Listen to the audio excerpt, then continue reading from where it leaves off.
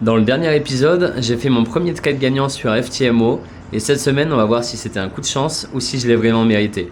Et avant ça, faut que je te montre autre chose. Ici, pas de formation à vendre, pas de méthode miracle.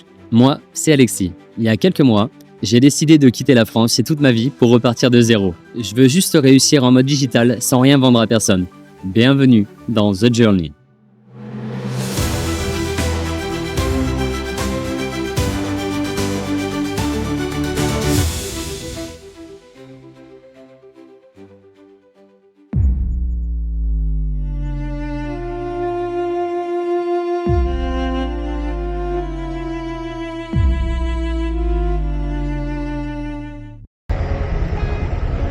J'ai déjà posé plusieurs briques dans mon aventure. Je veux dire, j'ai quitté mon ancienne vie, je suis à Bali, la chaîne YouTube est sur le point de se lancer et j'ai suffisamment avancé dans mon trading pour dire que ce soit mon quotidien. Et d'habitude, j'achète pas de souvenirs quand je voyage, ou en tout cas pas pour moi, mais cette fois j'ai envie de faire quelque chose et je suis tombé sur un truc qui a l'air vachement cool, qui sera à la fois une expérience et un souvenir physique et plutôt symbolique pour moi. Du coup, j'ai réservé une journée dans un petit atelier d'orfèvrerie à Bali pour fabriquer mon propre bijou en argent. Pas juste l'acheter, genre le fabriquer vraiment sur place. Et je vous emmène. Okay. Yeah, for example, like this one. Yeah. And then we have some pendant. Yeah, I thought about a design for a pendant. I can show you. En vrai, j'ai toujours du mal à choisir des trucs avec de la symbolique, que ce soit genre des tatouages, souvenirs ou autre. Et du coup, j'ai travaillé un peu avec une IA pour pour réussir à modéliser un petit peu ce que je pourrais vouloir. Et j'ai emporté ça avec moi à l'atelier. Et je vous expliquerai un petit peu la symbolique un peu plus tard. Mais d'abord, je vois pour le faire. I designed it with 3D. So Yeah, we cannot to make that one. no. No, the wider the pendant. Je vais faire un pendentif. Et avant d'en faire un pendentif, t'as juste un morceau de métal à l'état brut qui ressemble à des pépites un petit peu. Et donc on commence par faire fondre l'argent jusqu'à ce que ça devienne une espèce de lave liquide.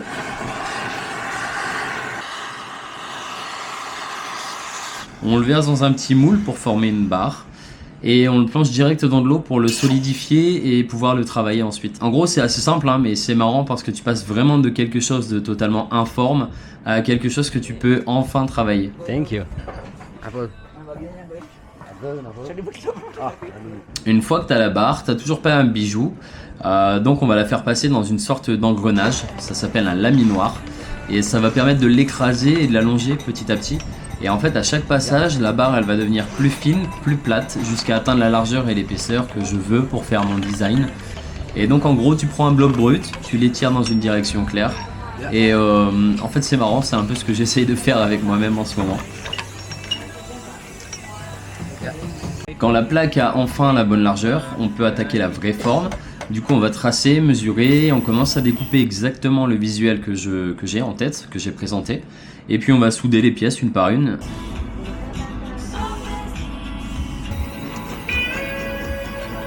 Et c'est la partie un peu plus longue et plus précise. Parce que là, du coup, c'est vraiment au millimètre. En fait, le moindre décalage va niquer toute la symétrie du truc.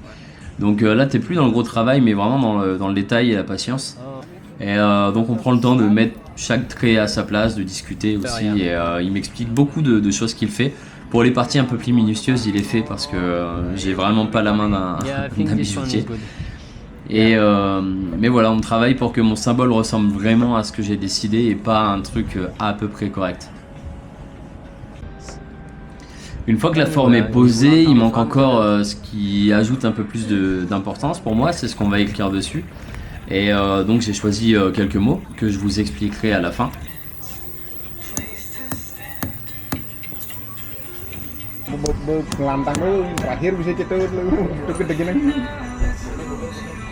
Après la gravure, on plonge le pendentif dans une espèce de bain noir. En gros, c'est un produit qui va foncer l'argent en surface, qui va le rendre noir. Et du coup, en surface, ça veut aussi dire dans les creux. Et du coup, toute la pièce, elle s'assombrit et ça va donner en fait de la profondeur au texte après. Donc ensuite, après ça, on passe sur une phase de l'image et on va enlever tout ce qui dépasse. Genre adoucir chaque bord, retirer le noir en surface, etc. pour qu'il reste que dans le fond des lettres.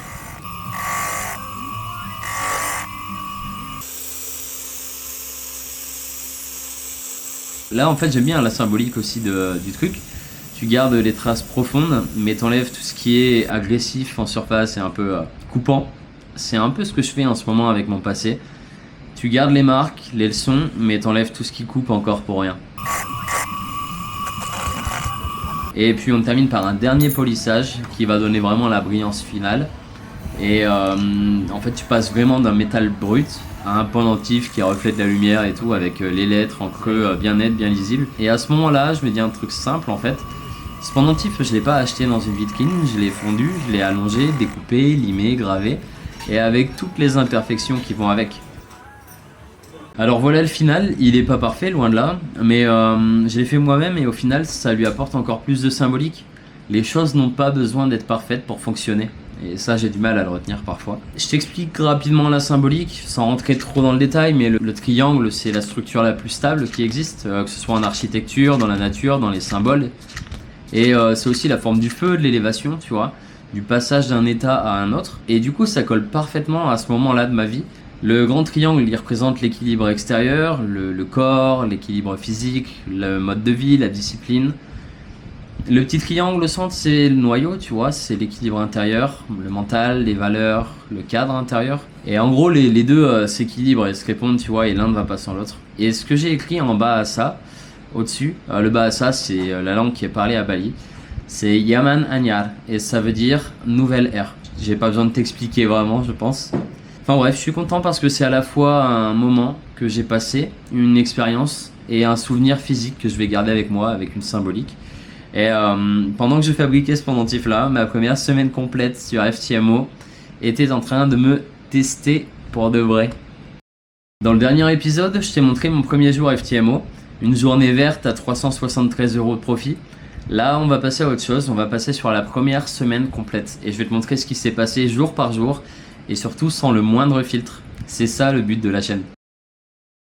Ok, jour 2. Je sors d'un premier jour à 373 € de profit. Avec un TP touché sur le premier trade. Donc je me sens bien. Et peut-être même trop bien. Et même si je joue un peu le mec calme et qui se maîtrise, en vrai, on va pas se mentir, dans ma tête, je me dis, vas-y, c'est bon, je gère, excès de confiance. Je change pas mon plan et je prends 100 € de risque par trade, donc 1% de mon capital, c'est mon risque normal. Mais je sous-estime clairement à quel point le marché s'en fout de mon ego. Là, clairement, ce que j'attends, c'est une liquidation. Et à la liquidation, après, je vais chercher mon entrée et puis entrer en position. Et résultat, je prends une version très simple de la réalité. Je prends 5 trades perdants. Et donc il y en a certains où j'ai pu me protéger un peu mieux, mais globalement, résultat de la journée, je perds 463 € et 63 centimes. Moins 4,63 R.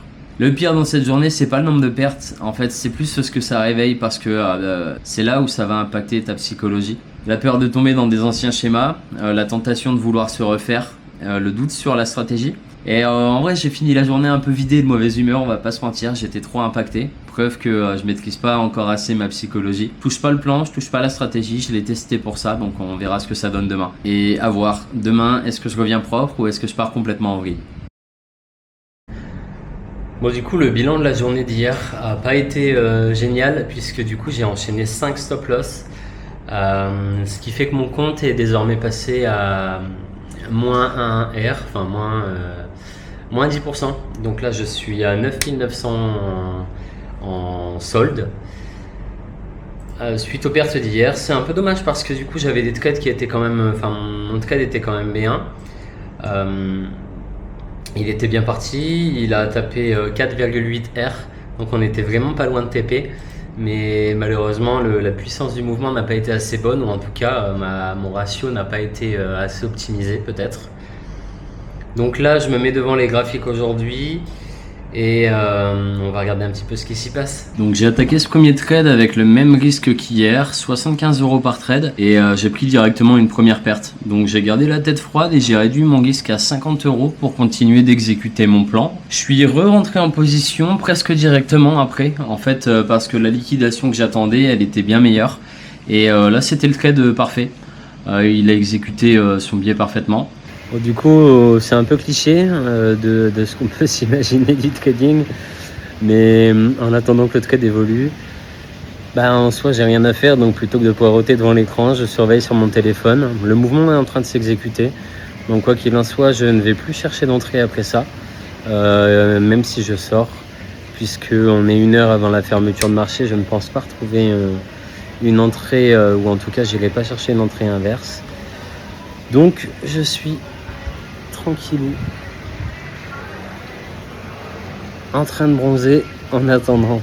J'ai clôturé 50% de ma position en profit partiel à environ 5 R. J'ai laissé le mouvement continuer parce que je voyais un plus gros potentiel, donc j'ai bougé mon TP, c'est pas bien, c'est une mauvaise gestion de ma psychologie. J'ai finalement pu déplacer aussi mon stop loss avec un changement de structure, parce que ça me mettait en sécurité au niveau des 5 R et comme ça je me coupais pas de profit. Avec le premier SL de la journée, je sors finalement 190,69 €, soit environ 3,81 R.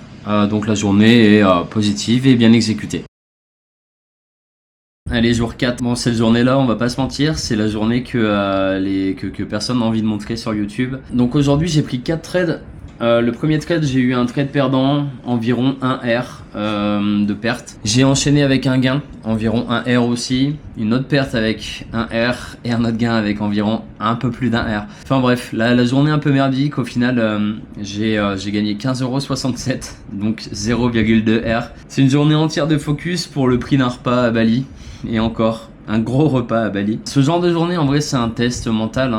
T'as travaillé, t'as pris du risque, mais tu sais que t'as pas gagné ta liberté aujourd'hui. Mais j'ai respecté le process en vrai, donc ça va. Je suis pas mécontent et j'ai quand même sauvé mon capital. De toute façon, si tu veux un compte FTMO qui tient plus de 3 semaines, il faut apprendre à aimer aussi ces journées-là parce que tu gagnes pas tous les jours. Il faut pas rêver. Mon compte aujourd'hui, il est à 10 116,06 €. Ok, jour 5, vendredi et dernier jour de trading de la semaine. Donc voilà, je commence la journée. La journée elle est compliquée ce vendredi. J'ai pas vraiment réussi à identifier de direction claire. Peut-être que je vous mets des extraits là de l'analyse que j'ai faite. On a des grosses liquidités un peu partout là. Ça va être un peu chiant. Ça va être une session hardcore. Il est que 13h12, donc 7h12 pour vous.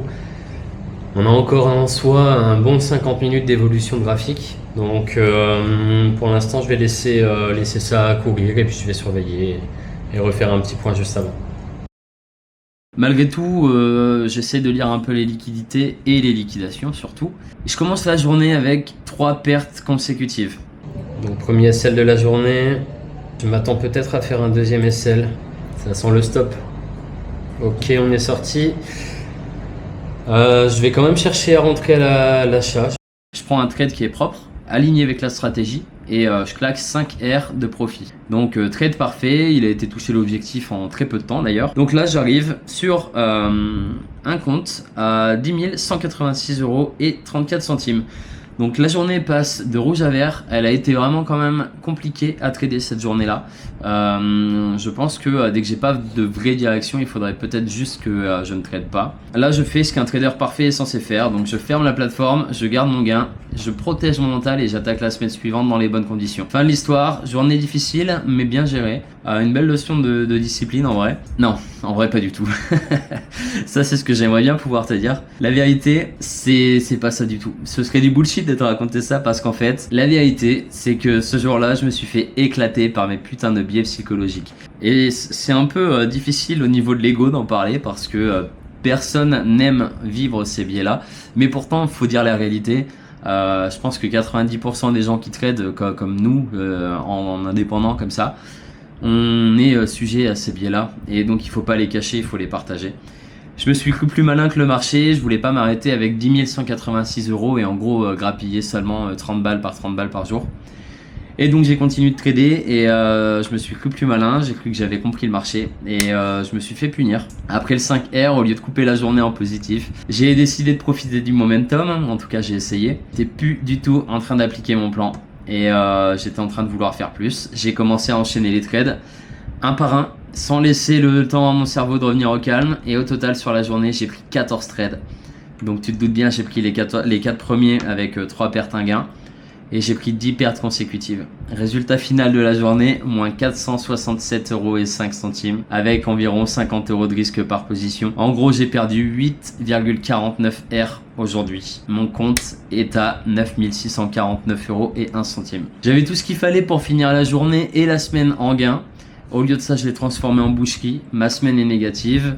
Mon dernier jour de trading est négatif et je pars en week-end totalement négatif. Du coup, ce jour-là, c'est pas le marché qui m'a détruit. C'est moi. J'avais réduit mon risque, j'avais tout fait bien. J'avais fait le 5R que je devais faire dans la journée.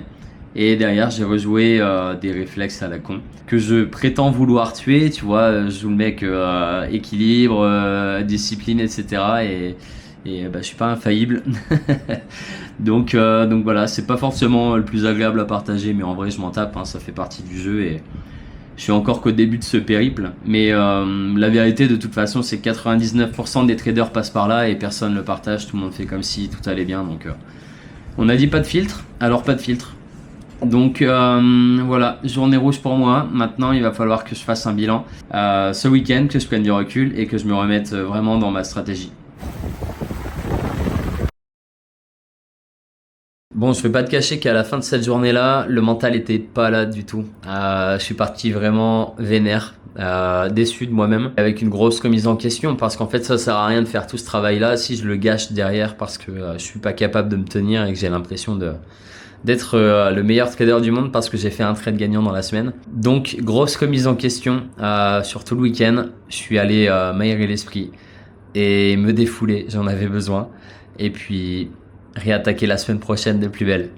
Allez, on se voit la semaine prochaine. Je pense que tu devrais kiffer. Ciao.